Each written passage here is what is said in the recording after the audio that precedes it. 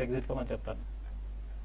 Okay అండి, ఆస్ట్రా microwave లో అంత ఎంకరేజింగ్ ట్రెండ్స్ ఏవి కనపట్లేదు పాజిటివ్. ఇంతకుముందు ఒక టైంలో ఫ్యాన్సీడ్ స్టాక్ ఇది ఇన్స్టిట్యూషనల్ యాక్టివిటీ కూడా చాలా ఎక్కువగా ఉండేది. బట్ ఈ మధ్య మాత్రం కంపెనీ చాలా డల్ గా కనిపిస్తుంది. డిఫెన్స్ సెక్టర్ కి సంబంధించిన ఎక్విప్మెంట్ తయారు చేసే కంపెనీ ఇది. సో ఈ కంపెనీలో ప్రస్తుతానికి ఎటువంటి పొజిషన్స్ తీసుకోవద్దు మీరు, ఎందుకంటే బెటర్ కంపెనీస్ లో పొజిషన్స్ తీసుకునే ప్రయత్నం చేయండి. నరసింహారావు లైన్ లో ఉన్నారు. హలో. నమస్తే సార్, నరసింహరావు మాట్లాడుతున్నానండి. నమస్తే, చెప్పండి. సార్ నేను సుజలాన్ ఎనర్జీ 72 రూపీస్ దగ్గర నుంచి కొంటూనే ఉన్నాను సార్. ఎవ్రీ లోలో కొంటూ వచ్చాను. ఓకే అండి. ఇప్పటికి 5000 షేర్లు అయినాయి సార్. అది ఎంతవరకు పోతుంది నాకేం అర్థం కావట్లేదండి. సో మీరు కంటిన్యూస్ గా యావరేజ్ చేసుకుంటూ వెళ్తున్నారు? అవును సార్. ఓకే అండి, ఇటువంటి ట్రెండ్ మంచిది కాదండి. కంటిన్యూస్ గా ఒకే స్టాక్ మనం తగ్గుతున్న కొద్దీ యావరేజ్ చేసుకుంటూ వెళ్ళడం వల్ల నష్టం తప్ప లాభం వచ్చే అవకాశం ఉండదు. సుజలాన్ లో అయితే ఎస్పెషల్లీ చాలా కాలం వెయిట్ చేయాల్సిన పరిస్థితి అనిపిస్తుంది. అవునండి. అయితే ఈ రోజు కూడా చూస్తే ఈ రోజు కూడా టాప్ లూజర్, నిఫ్టీలో టాప్ లూజర్ సుజలాన్ అండి. 53-54 రూపీస్ దగ్గర ట్రేడ్ అవుతుంది. ఈ స్టాక్ కొంత ఇంకా వీక్ అయ్యి 50 బ్రేక్ కావడానికి కూడా అవకాశం ఎక్కువ ఉందండి. అయితే మీరు యావరేజ్ అంటే ఇప్పుడు ఆల్రెడీ ఇంతకుముందు చేస్తున్నారు కాబట్టి ఇప్పుడే యావరేజ్ చేయకండి. కానీ నన్ను అడిగితే ఇప్పుడు ఉన్న పొజిషన్ మీరు హోల్డ్ చేసి ఇంకా మీరు ఇన్వెస్ట్ చేయాలనుకుంటే దీనికన్నా బెటర్ స్టాక్స్ అయితే ఏవైతే ఉన్నాయో, ఇప్పుడు రీసెంట్ గా టాటా స్టీల్ ఇటువంటివన్నీ బాగా హై నుంచి బాగా కరెక్ట్ కావడం జరిగింది. అటువంటి వాటిలో మీరు ఇన్వెస్ట్ చేయండి. ఫాస్ట్ గా మీకు రిటర్న్ వచ్చే అవకాశం ఉంది. ఉన్న పొజిషన్ మాత్రం సుజలాన్ హోల్డ్ చేయండి.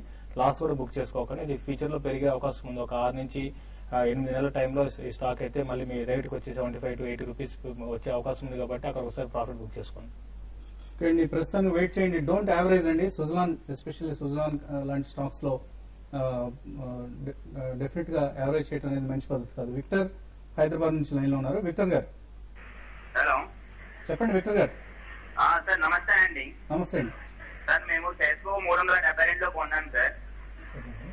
ఏ కంపెనీ అండి? శేషగోవా. శేషగోవా. అవును సార్. చాలా హై ప్రైస్ ఎంటర్ అయ్యారు. అవును సార్, 372 కొన్నాను సార్. ఓకే అండి. అది 307 వరకు వచ్చేసి మళ్ళీ పెరిగింది సార్. ఇది హోల్డ్ చేయగలిగితే ఎంతవరకు హోల్డ్ చేయవచ్చు, లేదా ఈ రేట్ లో అమ్ముకోవచ్చా ఏంటి? ఓకే అండి, 367 ప్రస్తుతం ప్రైస్ కనిపిస్తుంది. మీరు 370లో కొన్నారు, అదే ప్రైస్ దగ్గర ఉంది.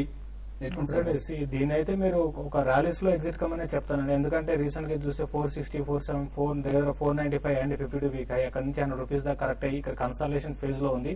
ఇక్కడ నుంచి పెద్దగా పడే అవకాశం లేదు కాబట్టి మీరు హోల్డ్ చేసుకుని స్టాక్ అయితే రీసెంట్ గా చైనా ప్రాబ్లమ్, తర్వాత ఆస్ట్రేలియాలో ఉన్న ప్రాబ్లం, ఇవన్నీ కూడా దీని స్టాక్ మీద బాగా ప్రభావం చూపే మార్కెట్ పడకముందు ఈ స్టాక్ ఆల్రెడీ 100 రూపీస్ పడిపోయింది. ఇక్కడ నుంచి స్టాక్ వస్తే 320 రూపీస్ దాకా వచ్చే అవకాశం ఉంది ఒకవేళ మార్కెట్ లో పానిక్ సెల్లింగ్ ఉంటే. లేకపోతే మాత్రం స్టాక్ ఈ లెవెల్ సస్టైన్ అయ్యే అవకాశం ఉంది కాబట్టి మీరు అరౌండ్ 420, 440 దాకా పెరిగే అవకాశం ఉంది కాబట్టి మీరు స్టాక్ అయితే హోల్డ్ చేసుకోండి. సో శేషగోవా ప్రస్తుతానికి హోల్డ్ చేయండి. మేబీ ర్యాలీస్ లో మీరు ఎగ్జిట్ అయ్యే ప్రయత్నం చేయండి. ఇప్పుడు షార్ట్ బ్రేక్ తీసుకున్నాం.